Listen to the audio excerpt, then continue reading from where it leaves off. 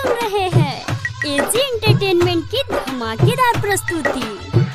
बांध के बड़ी मरली बमाई हमरो सगाई हमरो सगाई हमरो सगाई या बतुर लेके जाई हमारा से अब ना ऊ देखल जाई अखिया के सोझा से जब पिया बतुर लेके जाई अखिया के सोझा से जब पिया बतुर लेके जाई जान बुझ के कहनी नहीं जान बुझ के कहनी नहीं तो हंसे बेवफाई बांध के बड़ी मरले बमाई काल्हे बाटे हमरो सगाई बांध के बड़ी मरले बमाई काल्हे बाटे हमरो सगाई सुप्रीम सावरिया एंटरटेनमेंट को गाना सुनने के लिए चैनल को सब्सक्राइब एंटरटेनमेंट को सब्सक्राइब कीजिए। एंटरटेनमेंट की धमाकेदार प्रस्तुति। अखिया के सोझा से जब पिया बतुर लेके जाई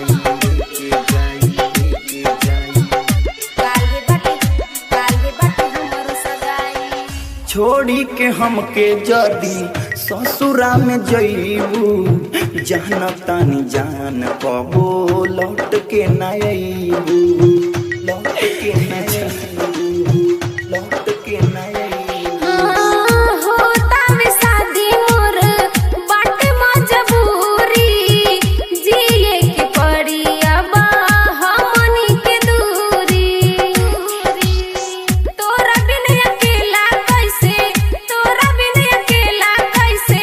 हमसे ना रहाई अखिया के सोझा से जब पिया बतुर लेके जाई अखिया के सोझा से जब पिया बतुर लेके जाई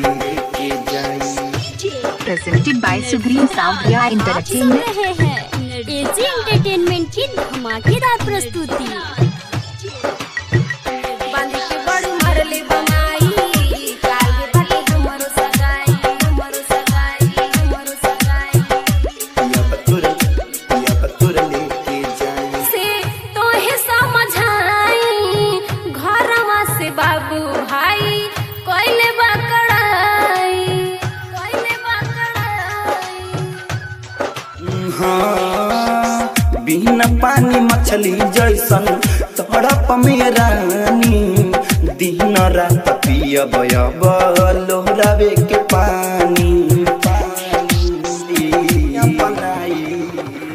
बांध के बड़ी मरले बमाई काल्हे बाटे हमरो सगाई बांध के बड़ी मरले बमाई काल्हे बाटे हमरो सगाई